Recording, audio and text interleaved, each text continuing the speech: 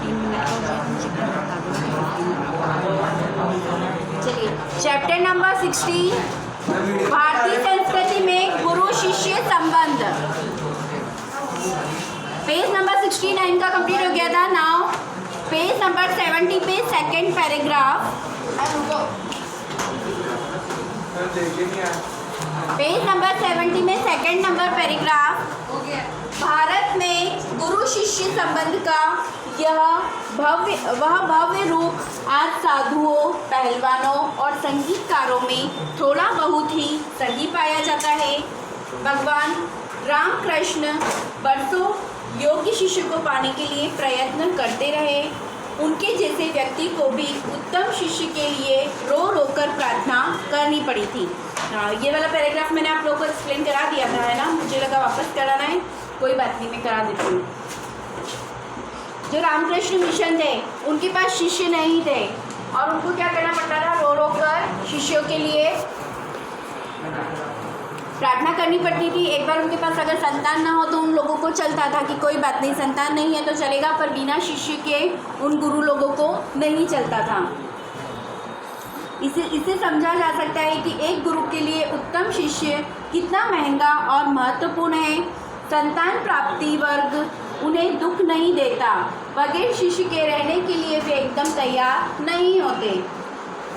इस संबंध में भगवान ईसा का एक कथन सदा स्मरणीय है।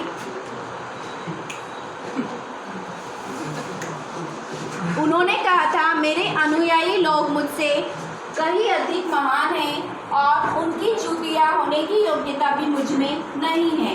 यही बात है, गांधी जी बनने की क्षमता जिनमें है उन्हें गांधी जी अच्छे लगते हैं और वे ही उनके पीछे चलते भी हैं। विवेकानंद सिर्फ उन्हें पसंद आएंगे जिसमें विवेकानंद बनने की अद्भुत शक्ति निहित है। कविता के मर्मक और रसिक स्वयं कवि से अधिक महान होते हैं। संगीत के पागल सुनने वाले ही स्वयं संगीतकार से अधिक संगीतकार रसास्वादन करते हैं। यहाँ पूज्य नहीं, पुजारी ही श्रेष्ठ है। वह सम्मान पाने वाले नहीं, सम्मान देने वाले महान है। महान किनको माना जाता है? जो लोग सम्मान देते हैं, है ना? सम्मान जिनको दिया जाता है उनसे अधिक जो सम्मान देता है व्यक्ति, उनकी वैल्यू होती है, वो महान माने जाते हैं।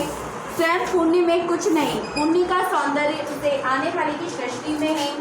दुनिया में कुछ नहीं, जो कुछ भी है हमारी चाह में है ना? बोलते दुनिया में कुछ भी नहीं है, पर जो कुछ है हमारी चाह में है। हमारी चाहत जैसी होगी, हमारी सोच जैसी होगी, उसके ऊपर डिपेंड करता है। अब किसी चीज़ को देखकर बोलते हैं वो बहुत सुंदर है, तो ऐसा बोला जाता है कि वो तो चीज़ सुंदर है, पर देखने वाले की आँखें ज़्यादा सुंदर है कि उसको वो सुंदर लग रही है ना? आपकी नज़रें ज़्यादा खूबसूरत है कि आपको कोई चीज़ अच्छी लग रही है।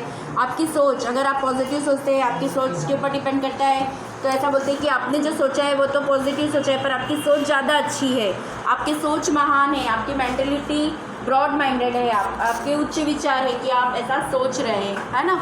इसे सम्मान देने वाले से क्या, कौन ज़्यादा महान माने जाते हैं? सम्मान देने वाले। कि हर कोई किसी को सम्मान नहीं देता है, वो भी हर किसी के बस की बात नहीं है।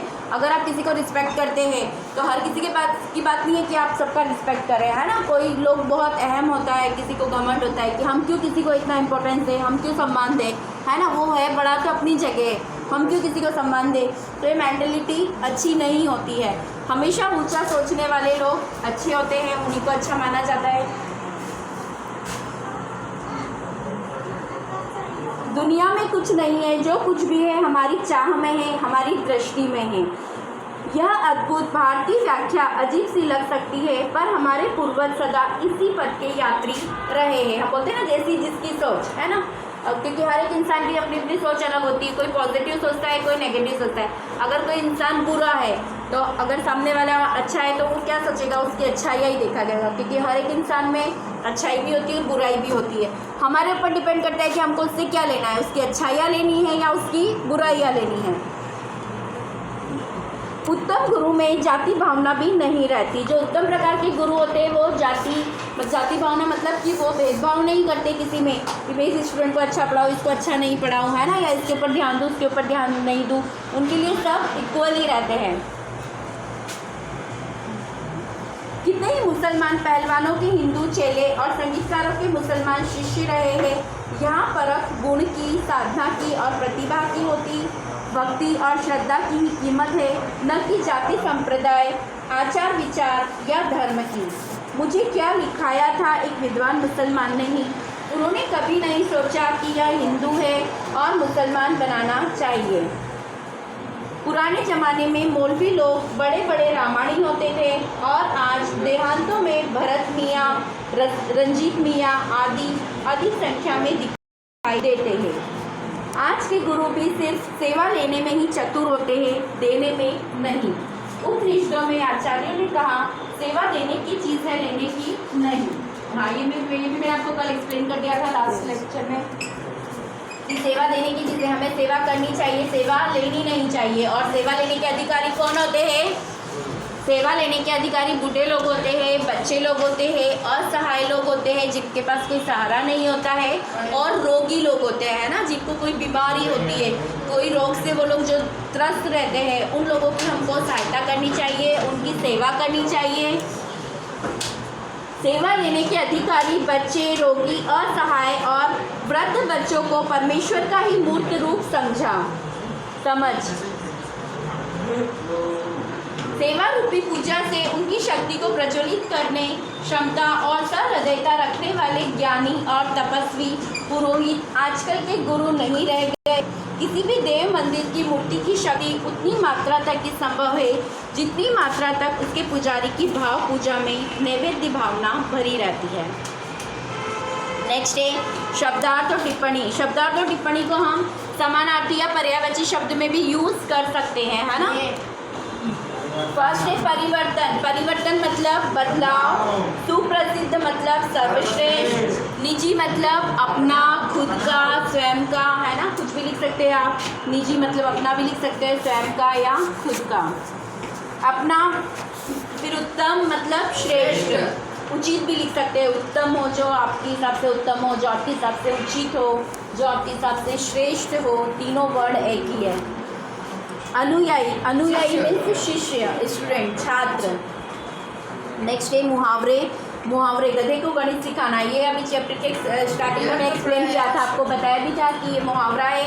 गधे को गणित सिखाना मतलब व्यर्थ प्रयास करना। सेकंड है ताकते रहना मतलब आश्चर्य से देखते ही रहना। इनका वाक्यों में प्रयोग आपको खुद को करना है।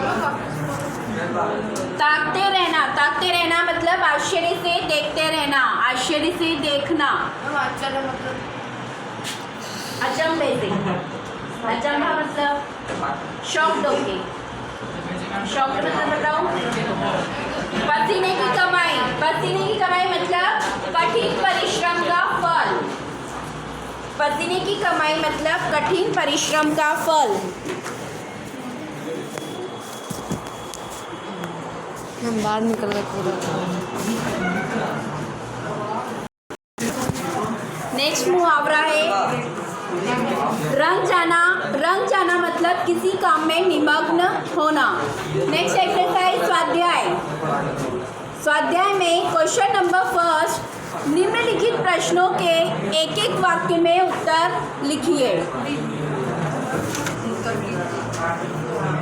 क्वेश्चन नंबर फर्स्ट है प्राचीन काल में भारतीय शिक्षा केंद्र कैसे थे? इसका आंसर है प्राचीन काल में भारतीय शिक्षा केंद्र एक प्रकार के आश्रम अथवा मंदिर जैसे थे। आपको एक वाक्य में क्वेश्चन आएगा तो उसका आंसर आपको आप इस ऐसे भी लिख सकते हैं सिर्फ कि आश्रम और मंदिर जैसे थे, है ना। और अगर पूरा सेंटेंस में लिखना है, पूरे सेंटेंस में लिखना है तो पूरा भी लिख सकते हैं। फिर नेक्स्ट क्वेश्चन है जब रविंद्रनाथ ठाकुर को नोबेल पुरस्कार मिला तब बंगाली लोग कौन सा राग अलापने लगे? क्वेश्चन नंबर सेकंड, इसका आंसर है क्या अलापने लगे थे?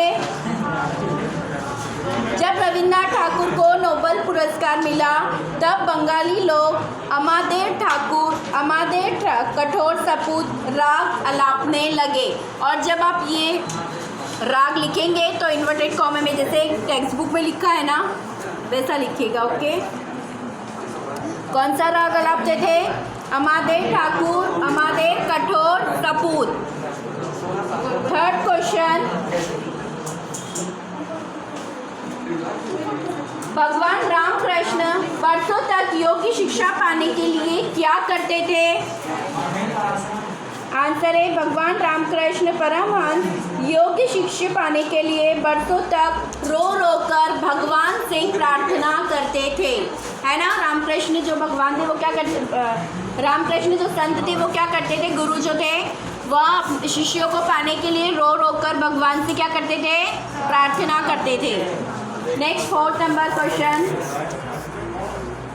भगवान ईसा का कौन सा कथन सदा स्मरणीय है? स्मरणीय मतलब याद है। आंसर है भगवान ईसा का यह कथन सदा स्मरणीय है, मेरे अनुयायी मुझसे कहीं अधिक महान है। अनुयायी मतलब शिष्य। क्या कहा था ईसा मसीह ने? ईसा मसीह ने ऐसा कहा था कि मेरे अनुयायी मुझसे ज़्यादा कहीं अधिक महान है और उनकी जूतियाँ होने लायक योग्यता भी मुझ में नहीं है। Next question number 5, Gandhi ji किन्हें अच्छे लगते हैं? आंसर है गांधी जी उन्हें अच्छे लगते हैं जिनमें गांधी जी बनने की क्षमता है और जो उनका अनुसरण करना चाहते हैं। नेक्स्ट एक्सरसाइज, क्वेश्चन नंबर 2, निम्नलिखित प्रश्नों के उत्तर विस्तार से लिखिए, है ना, ये लॉन्ग आंसर से। 11। क्वेश्चन नंबर 1, यूरोप के प्रभाव के कारण आज गुरु शिष्य संबंधों में क्या अंतर आया है? आंसर है प्राचीन भारत में विद्यालय मंदिर के समान माने जाते थे। शिक्षा देना एक आध्यात्मिक कार्य था। पैसे देकर शिक्षा खरीदी नहीं जाती थी। शिष्य पुत्र से अधिक प्रिय होते थे। परंतु वर्तमान भारत में शिक्षा व्यावसायिक हो गई है। गुरु वेतनभोगी हो गए हैं। विद्यार्थी शुल्क देकर शिक्षा प्राप्त करते हैं। आज का शिष्य गुरु में परमेश्वर का रूप नहीं देखता। इस प्रकार यूरोप के प्रभाव के कारण आज गुरु शिष्य संबंधों में जमीन आसमान का अंतर आ गया है। किसके कारण आया है ये? यूरोप के प्रभाव के कारण। ओके, यूरोप में ऐसी पद्धति चलती थी कि जो शिष्य होते थे, स्टूडेंट होते थे, वो शिक्षा लेते थे तो उसके लिए ये प्रोफेशन बन गया था लोगों के लिए। तो वही पद्धति अब इंडिया में चल रही है। और जब से यूरोप में सबसे पहले स्टार्ट हुई थी उसके कारण सब कंट्रीज़ में ऐसा होने लग गया है कि ये जो शिक्षण कार्य हो गया है वो कैसा हो गया है? व्यावसायिक हो गया है। व्यावसायिक मीन्स प्रोफेशनल हो गया है। Okay, now next question number 2, पुजारी की शक्ति मूर्ति में कैसे विकसित होने लगी? इसका आंसर है पत्थर की मूर्ति तो जड़ होती है ना। जड़ होती मतलब उनमें जान नहीं होती है। पत्थर की मूर्ति तो कैसी होती है? पत्थर की होती है, उनमें जान नहीं होती है। आंसर है पत्थर की मूर्ति तो जड़ होती है, उसमें चेतना डालने का काम पुजारी करता है। चेतना मतलब भगवान की भक्ति हम करते हैं तो हम उन पत्थर को ही भगवान मानने लग जाते हैं ना। तो वो पत्थर को हम भगवान कब मानते हैं? जब पुजारी उनकी विधि से पूजा करता है, टाइम टू टाइम उनका पालन, मतलब भगवान की पूजा करना, उनकी सेवा करना, उनको भोग धरना, है ना। जो भी उनके प्रोग्राम रहते हैं अकॉर्डिंग, मतलब जो रूटीन होता है मॉर्निंग से लेके नाइट तक का, वो सब फॉलो करना। तो ये सब कौन करता है? पुजारी करता है। पत्थर की मूर्ति तो जड़ होती है, उसमें चेतना डालने का काम पुजारी करता है। मूर्ति की पूजा करने का अर्थ ही उसे चेतनवंत बनाना है। पूजा करते समय पुजारी की भावना में जितनी उत्कृष्टता होगी मूर्ति उतनी ही प्रभावशाली होगी। पुजारी की भाव पूजा की शक्ति से ही धीरे धीरे मूर्ति में शक्ति विकसित होने लगेगी।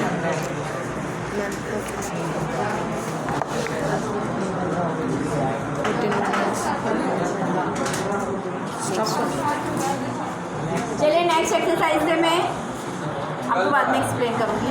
चलिए बाय, थैंक यू। कितना हुआ ये? 14।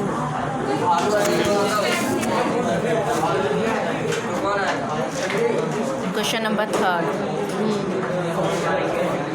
विवेकानंद और रविंद्रनाथ ठाकुर को इस देश में अधिक महत्व कब मिला? I will explain in next lecture.